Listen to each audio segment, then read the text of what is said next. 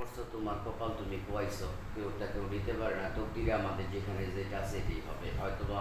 আমাদের তকদিরে আসিল তুই যে আমাকে একটা টুপি পরাবি, বাস্তবতা। আসলে যে ভালোবাসা তো এতিম দীক্ষা তখন লগে বাপ নাই। হ্যাঁ, আমি গেছি প্রথম, এরপরে শিখলু তো আমার সাথী শুরু থেকে, এরপরে শিখলো আমি মফিজের এখানে গেছি। এই বাস্তব সত্য কথা। ওর মার কাছে তখন, না ভাই মা লাগবো না, সম্পত্তির মালিক আমি। আমি কই শোন, আমি খারাপ একটা মানুষ, আমি তোর মুরব্বী মা একমাত্র যেহেতু আছে, এর কথা ছাড়া তোর সম্পত্তি তুই সব দিয়ে দিলে আমি নিব না। ওর বলতেছে তোর মার সাথে আমার কথা বলতে হইব না রে। তো ঠিক আছে, সেগুলো আমি গেলাম অফিসে লইয়া এমনি। তো সুন্দর কথাবার্তা হইল। তো ওর ভাই হৃদয় আসলো দোকান থেকে, এমন অনেক দিনই গেছি ওর বাসায়। তো যাওয়ার পর যখন পাকাপাকি হইল, তো একটা পর্যায়ে মানে বলতেছি টাকা কিন্তু নেওয়ার কথা না, পিন্টু এই কথা কইছে ওর মার সাথে, কইছি টাকা ছাড়াই আমার লেখা দেয়, কিন্তু না, আমরাই আপনাকে কিছু টাকা দিব। এই কারণেই আমি আবার একটা কইল সম্পদ দিয়ে আইব কিনি কিনি। তো যেহেতু দালিলিক ভাবে দিল বাবা, কম আর বেশি তোমাকে একটা দিই।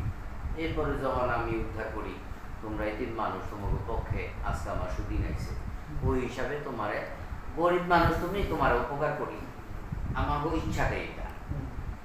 আল্লাহ তো আমাকে কম দেয় নাই, তোর জামুকে নাকি তোরে ভালোবাসি তুমি গেছি। যাই হোক,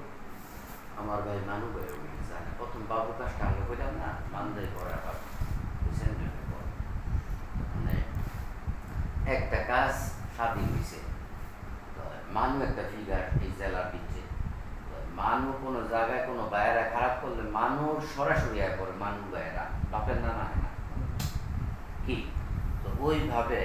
ওর এখানে যাইতে হইলে আমার শত মানুষের মুখে কথা কইছি, এরপর আমি দালিলিক ব্যাপারগুলি সর্বোচ্চ চেষ্টা করছি মিলানের জন্য। ছাড়তে ছাড়তে ছাড়তে এরপর সিদ্ধান্ত উপনীত হয়েছি। এরপরে গিয়ার পরে কত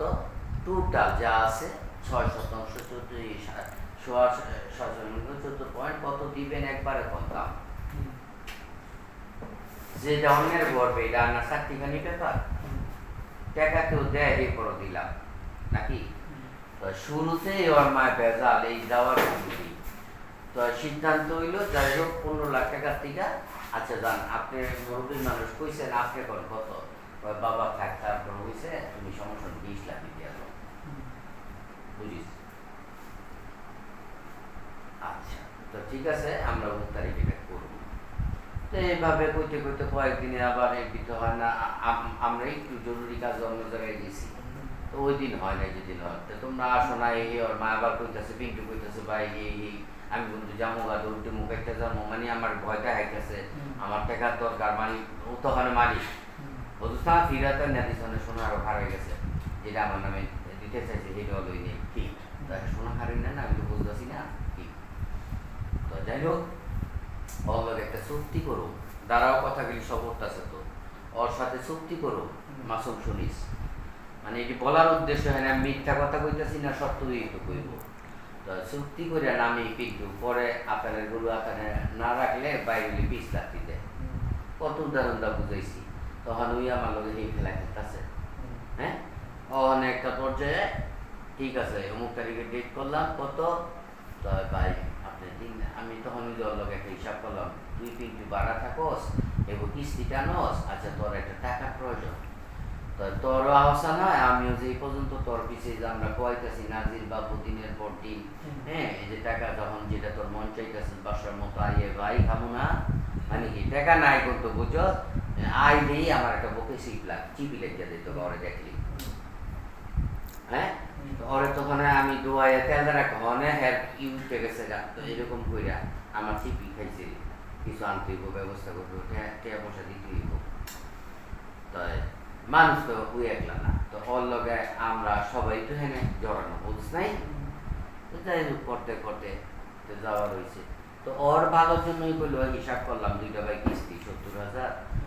এই মহাশিনে 10,000 আনছি, ওর বাইরে আপন বাইরা মহাশিনে রয়ে গেছে 30,000।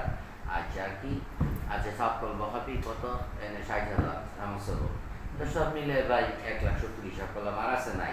আচ্ছা তো এটা ঠিক করলে তোর ওই বাইক দিয়ে তুই উঠতে পারবি, বাড়া থাকতে হইব না, কিস্তিও টানতে হইব না, তুই ফ্রেশ নাকি এই যে আমার প্যারা দেশ তাদের প্যারাও আনতে হইব না। তো একটা কাম করি পিন্টু, তো আমাকে তো মানে কাম হয়ে গেছে, ওপর থেকে ফিরত লিয়েছি প্যারাউনের দিকে, তো মানে একটা কাম করি, এই কাম করতে গিয়ে মফিজের এখানে ঢুকাইলাম যে খুব কাছের লোক হইলে ভালো হয়, তো সেইটাও ঢুকতো না, আমার লগে মুখ লেছে রাজু এটার লগে থাকার কথা। তো একটা পর্যায়ে রাজু আর মোকলেসের জিতটা আমি হালাই দিলাম, কে প্রথম টাকার কথা রাজু মোকলেসে আমি করার কথা, যেদিন করার কথা ওই দিন টাকা রাজু দেওয়ার কথা, ওই দিন 5 লাখ টাকা থেকে আমি 5 লাখ টাকা পাওয়া করছিলাম, তো 4 লাখও পাওয়া পড়ে 4 লাখ রাজু দিচ্ছে। পরে রাজু মানে যেদিন রেস্টুরেন্ট হয়নি এই দিনই করতেছে বয়ে গেছি বাগানে জামু রেস্টুরেন্ট বিষয়ে দেরি করতেছে সকাল সকাল, এর আগের দিন তো সবাই লাগ, তো ও মা এই বিষয়ে রাজু আমার তো টাকা দিবি জানতে যখন এই কথা কইতে, তখন আমি বুঝিয়ে লাইছি যে এটা এই করবো না, ওদের কইতেছে রাজু আর মোকলেছে ও যে ডাব পেছে কোটের সামনে, ওরা তখন আমার সাথে চলে, শিখলো আমি মোকলেসের হ্যাঁ, তো এর ভিতরে মোকলেসের একটা কাজে আমি বললাম আচ্ছা সুন্দর করে মোকলেস ঠিক আছে, মানে আমার ভিতরে করে যে দাগ লেগে গেছে রেস্ট টু ভিতরে কাজটা এটা করুন কাজটা, হ্যাঁ তো এর ভিতরে আজ যদি ভাই রাজু তোর লগে আমার কিছু না তোরা যাইতে পারে যেতে বুঝতে যাওয়ার তো হয়েছে বললাম কিরে পিন্টু, হ ভাই এমন হইব আমরা তো জানি না, এটি কিন্তু যা করতেছে পিন্টু আমি মিললেই দুজনে বুদ্ধি খাটাই করতেছি যে ওর টাকাটা হইলে আওসা নেব উপকার হইব, হ্যাঁ তো এইপরে কয়েকদিন পর সে দল মল কইরা এরপরে দল করার চাকরিটা নিজে পার, এরপর আমরা গেলে কোনো শালায় আবার না দিব রে কাগজে পেলি ঠিক। যাই হোক পরে গিয়ে মফিজের কইলাম একদিন মফিজ এই ব্যাপার, তো শিবলু ধরে কি কাজ দিছিল, তো এই ব্যাপার শিবলুর লোক একটু কথা কইস, সে মফিজে সহজ সরলভাবে আমার বললো যে দোস্ত জেনে তুমি শিবলু আসো, আর এই টাকাটা ইনভেস্ট করলে আমার টাকা আছে, তোমার ইনভেস্ট করলে কিছু বেনিফিট হবো আমরা সবাই, তো দেবো দেখ কত সুন্দরভাবে, হ্যাঁ ই করলো না তোরা যেটা করবি এটা বুঝিত করবি, এটারই তো বন্ধু বয় নাকি, এই ফেদ আছে বিদেই তো আমার দোস্ত এটা করছে। তো এই যে করলো করে এই যে প্রথম দিন ওর বাবা করলাম, ওর মার সব কথা মার সাথে কথা বললাম, ওর ছোট ভাইয়ের কথা বললাম, ও মা পিন্টু দলিল ওর দলিলে এক দলিলই করতেছে ওর ছোট ভাইয়ের লইয়া, ওখানে লিখিত আনছি পরে অনেক কইতাছে ভাই আমার ভাই তো করবো না এমন করতেছে হ্যাঁ উইও মোস্টাইতেছে আমি বলতেছি, তো অনেক শিখলো আবার অসুস্থ হয়ে দিয়ে যায় না রেস্টুরেন্ট মানে শিখলো কইতে যায় শিখলু তার বলতেছে না হুনকারের মুভমেন্ট ই করতেছে, আমি মফিজের কই আমার নামে শিখলুর নামে মফিজের নামে করুন দলিলটা, তো শেষ পর্যন্ত তো আমারটা কি হলো শিখলু তো জ্বরে অসুস্থ, তো শিখলুরে কইলাম দলিলটা কইরা লাই আর আমার কাগজটা 3 আছে ব্যাগ নাই এটা একদিন দেরি, তো মফিজের আছে মফিজে আমাকে এক দিত, তো মফিজ দোস্ত করে লাও তো তোমার নামে একলা দেখ, আমি একদম সহজ কি আমাকে ভিতরে কিন্তু ভেদাভেদ নাই, কি রে দোস্ত না একটা মিথ্যা কথা বলতে না, শিবলুর জ্বর যায় নাই, আচ্ছা বললাম আলহামদুলিল্লাহ, এই কত কিছু ওর মার সিগনেচার রাখলাম এই দলিলে, ওর মায় কইল কি আমার পোলারটা কালকার দিব ছোট পোলারটা, ওর লগে ওরা বাইরা কি জানি হয়েছে দিল না, অথচ একসাথে দাম কইরা গেছি, কি রে 15 লাখের পরে তোর মায় 20 লাখ কইলো হেঁটেই মানলাম নামত করছি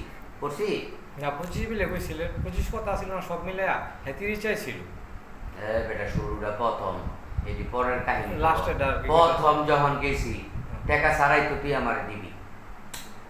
এরপরে দাম দুইটা নিমু তোর মারে লাগবো দিতে আমি কইছি তুই কইছ তোর ওর মারও জানাইব না আমার সম্পদ দিয়ে দিব বিনা পয়সায়, হ্যাঁ ওরা 2 ভাই মালিক, হ্যাঁ বুঝছো না, আমি বুঝি না আমি মুরব্বী ছাড়া কাজ করব না, আমি মুরব্বী ছাড়া কেন কাজ করবো, যে তোর মা পাইছে মা বাবা দোয়া ছাড়া কিছু করম যায় ওরও বুঝাই, মা পুত্র আবার এরা দ্বন্দ্ব হ্যাঁ এর আগে পোলার মুসলমানি করাইয়া ধুমধাম সম্পত্তি বিচ্ছা অনুষ্ঠান গেছে, তো হ্যাঁ মায়া বাড়া গল্পগুলি কইল বললাম মার একটা তো যাই হোক সম্পত্তি 2 ভাই 20 লাখ টাকায় রফা দফা করলাম, ও মানে যেদিন রেস্টুরেন্ট অফিসে করলাম তো হ্যাঁ বাইরা আগে যেদিন নাটক আমি তোর জানি না, তো যাই হোক অনেক তোরটা লইতে বাগে একটা শেষ করি পরেরটা পর ওর মায় কইতেছে কালকা কইল বাবা তোরা তো ক্লিয়ার তো অর্ধেক করাই লইলাম পরে একটা চিন্তা শেষ হইলো, তো অনেক রিপেয়ারটা রইলো, আচ্ছা কদিন পর আবার দেখতেছি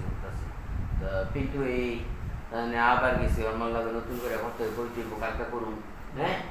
ও মানে আবার ছোট ভাই এমন করে ওর মা আমাকে বুঝে উনি আবার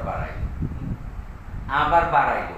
এক সম্পদ কয়বার দেয় অথচ এই টাকার উপরে কিন্তু 2 ভাই দেওয়ার কথা বাকিটা উদ্ধার করে ভাই আমাকে দিবেন টাকা আমরা লেখা দেবো বাকি টাকা দিয়ে দিবেন কিরে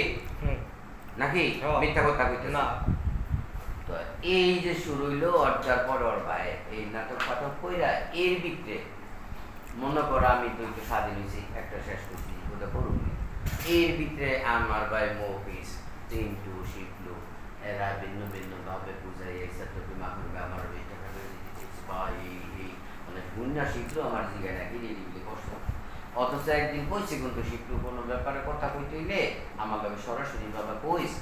বা মানুষের দিকে শুনলো আমার জিগাইস বলবো যে আমার চুপ করে থাকিস না রাগ করে থাকিস না আমি কিন্তু বুঝছেই কইতেছি যে বাবু তুই কিন্তু আমারে জিগাইস ভাই মানুষের কথা বললে আমার লগে রাগ করিস ঠিক আছে তো কারণ মানুষ এই ধরনের বুঝছিস না মাসুম আমি কত ক্লিন ভাবে থাকছি এরপর ওই আমার ভাই এবং মফিস দোস্তরে শিক্ষুর টুপি পরাই গেছে যাই হোক মানে আমার সারা উনি যায় খবর পাই ওর মার লগে তখন পরে এই যে বাড়তি টাকা এই খানপিটা নিয়ে আমার মারে নিয়া এরপরে এই যে বাড়তিটা পরে হৃদয়ের লগে আবার যে টাকা দিয়ে খেলছে এটা আমি জানি না জানছি রেস্ট্রিবিউশন কে বাঞ্চাল করতে পারতাম মুভিজের লগে কিন্তু সব সময় কন্টিনিউ কি হইতাছে আমি জানতাছি মুভিজে হইতাছে আমিও খবর লইতাছি কই হ্যাঁ কোথায় কি আছে ওই দিন রেস্ট্রিবিউশন মুক্তারপুর হাসপাতাল গেছে ওই দিকে কোন সময় আইছে ওর বাইরটার সময় সব কিন্তু আমি না মিথ্যা যা যা কইতাছি কি ওই আমার কয় আমি কিন্তু রেস্ট্রিবিউশনে ওই না আর আমি ফোন দিতেছি কিন্তু রেস্ট্রিবিউশনে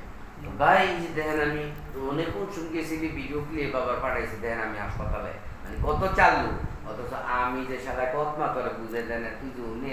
যাইনি আমি ফোন দিছি তুই তো আর জানোস না তুই যে বই তো দিতেছিস তাই আমি তো বোকা শুধাই আমার কথাটা বুঝছো যেহেতু এনে শিখলো ই করতেছে আর মুভিজে কন্টিনিউ আমার কাছে সব বলতেছে কি তো যাই হোক একটা পর্যায়ে আমার দোস্ত ওগুলো নিয়ে অনেকে টাকা দিল যেটা দেওয়ার কথা না ওই টাকার উপরেই করার কথা দুই ভাই যাই হোক এরপরে এখানে গেছে জাউনের পর থেকে শুরু করে মানে মফিজ ভাইয়ের নামে কাগজ হয়ে গেছে গা মানে মাখনের চিনমুখী আর বুঝল ব্যাপারটা হ্যাঁ মাখনিটা করছে ওটা করছে আমি মনে মনে করি আমি তো ওর কাছে জীবনে যাবো না মফিজা শিখবো সম্পত্তি যদি আমার ঘরের ভিতরে করা হ্যাঁ তিনি তাদের করে নিতেইব না তো যা যত শক্তি আহে আগে না ফেরাউনের যুগ ছিল মানুষদের শাদি করে লাগছি তো আমি একটা যুদ্ধা তা আমার একলাই তো লাগবে না কাদের শোনা ওই যে তোরা দিলি ওই যে আমি গেলাম সকালে মনে আছে মন্দির ফোন দিলাম দেখি হ্যাঁ এই সব সব করে নিয়েছে গেমটা হ্যাঁ আবার বলে 50,000 টাকা ওর থেকে পরে আবার এই কেমনে কেমনে নিচ্ছে মোবিলের থেকে কি চিটিং দিলি আর ওই বাটপাড়ি এটার উপরে কত বাটপাড়ি আছে সব দিক দিয়ে বের হয়েছে তোর ভাই মিলনের আগে জামা লীগের ফেরাউন হ্যাঁ এই বসে হায় হায়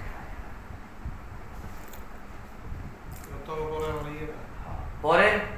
এটি হওয়ার পরে এই যখন এই নাটক কইরা ওরা এই গুরুত্বটা তৈরি করছে মানে আমার সারা উনি সম্পত্তি নিব কে পাইব কারে বা আমি গেলে ও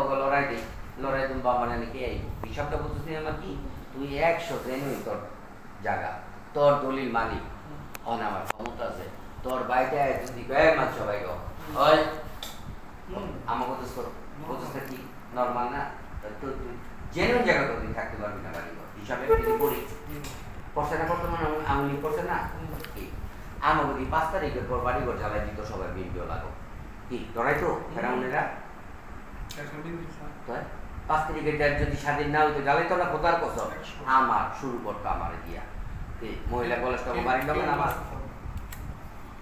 পোলাবাই শুদ্ধ জ্বালাই দিত তো যাই হোক পিন্টু তুই একটা খেলোয়াড় তোর সাথে আমি অনেক কিছু শিখছি বলছি ঠিক আছে তুমি একটা ক্রিয়েটেবল তবে আমার বন্ধুটা এত সহজ সরল তুমি যে এত ডিপ্লোমেসি খেলে এই ঘরেও তুমি খেলতেছো আমার এগো ভাড়া থাকি আমি তো দূরে আমি তো জানতাছি আসর বইটা আছে কি চলতেছে সব খবর কিন্তু আমার দেয় এই আসল দেখি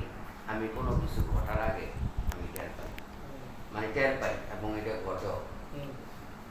আর নামাজ যখন পড়তাম পরিপূর্ণটা দেখতাম। চোখ বন্ধ করলে আমি সব দেখতাম কি হইতেছে, আমার কে কি করবো, কে কি বুঝছ না, টের পেয়ে নিতাম আগে। আল্লাহ ওইভাবেই আমি আল্লাহ সুবহানাহু ওয়া তাআলাই করি। কারণ আমি তো কারোর ক্ষতি করতাম না, শত্রুর সৎ পরামর্শ দিই। ওর এখানে গেছি এই 3 দীক্ষা আমার বাবা বাসের ওর বাঁচানোর লাগা কিরি এই সম্পত্তি কয়টা এই দোস্তরারে আমার সারা 13-14 লাখ টাকা 12-13 লাখ টাকা নামাই দিছে। কি মনে করো স্কুল খেলা করে নিছে কি দিন থাকবে বলা।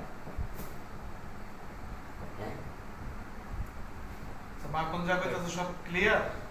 হ্যাঁ হ্যাঁ, আমি না করছি না ভাই কোনো কথা।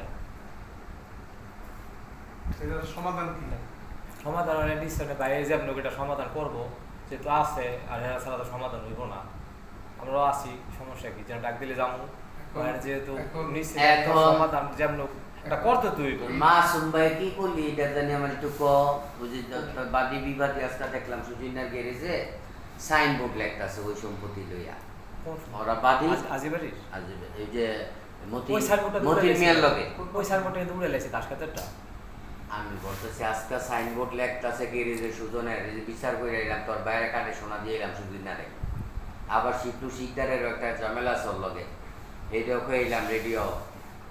আমার কাকা এইটাছে শিকদার আমারে কইছে মাখন আমি তো মাসে মাসে দিয়ে দিচ্ছি না। আমি তো আমি জানি না তো এই ব্যাপার, আমার কাকাই কই বলে ঠিক আমি কি দরকার আছে সুজন না বুঝছ নাই সুজনের বড় ভাই মাসুম, এই আজিজ মিয়ার পোলা, এই ওর দাদির ভাই সুজিনার বাপে বুঝছ। তো ওখানে কিছু সম্পত্তি ওরা পাইব, মানে পাইব খেলবো কি যাইব কি মাখন ছাড়া। আর মাখন ছাড়া কি ওই খুঁজাও দিতে পারবো না, এই তার কারণ নাই কাটে শোনা। তো মামলা এটা শেষ না করতে এরা সাইনবোর্ড করে রাখতে দিব না, হেরা দিয়ে দিতে সেটা তো বলবো না। এখন এটা বুঝলে তো আমার লগেই থাকতি, এটা আমি তোর বুঝাম ব্যাপারটা তুই বুঝে যাবি। অনেক মাসুম ভাইয়ের কথা কি জানি কলি একটু আগে লগে কথা কইছি মফিজ ভাই আছে। হ্যাঁ, মাসুম কাকা শুক্রবারে বই দিলে আর কি, সেবার দিলে কইলে যে শুক্রবারে থাকিস, মামা আইবো, মাসুম কাকা থাকবো, আর একজন থাকবো, সবাই ওই যে দেবো কোনো বই বলা কি কয় বইলে বুঝা যাবে থাকেন না বাবা আমরা বুঝি না তবে সম্পত্তি কি আর থাকবো, তবে লোকজন আছে না কি তোর মায়ের তোর মায়ের একটা কথা তো শুনতেই বউ কিন্তু ওদের সাথে যে আগে পরে যে জালিয়াতি করছ যা কিছু করছ এখন ওদের সম্পদ এখন রে ভাই তোর এখানে যামু শোন, তোর এখানে যামু যতটুকু উদ্ধার করার করুন করেন তোর সোয়াস হয়তো নাই বাপে বেঁচে গেছে 3, বাকি যে 3 আছে সোয়া 3-এর ভিতরে হৃদয় আর তোর নাকি তোর মারটা সহ চুপ থাক, আমি যা কই তাই তুই কিচ্ছু দণ্ডাও বুঝুস না। আর তুই আমার করাইতে পারবি না, আমি এটার সাইডটা বাইকটা সব যা আছে এই যে আমার প্যাডেন অনেক সব মুখস্থ বুঝাইতে পারলাম তোরে। আচ্ছা তুই কই কই গেছিস, কোনটার বলে কোন দলিল টিকবো কোন হেইডও তুই জানোস না, যেটা আমি তোরে দেখাইতে পারবো না। আকাম কইরা গেছে উই, কিন্তু উই জানে না কোনটা টিকবো, কিন্তু আমি কিন্তু বাইক করে লেগেছি আল্লাহর কাছে। আর যত রূপে আছে তোর মানে যাই এক বাইরো 1 বাইরো 1.5 বাইরো 2 বাইরো আর বাকিটা তুমি সহ তোমার মা ভাই কইবা আমার ফাঁসি।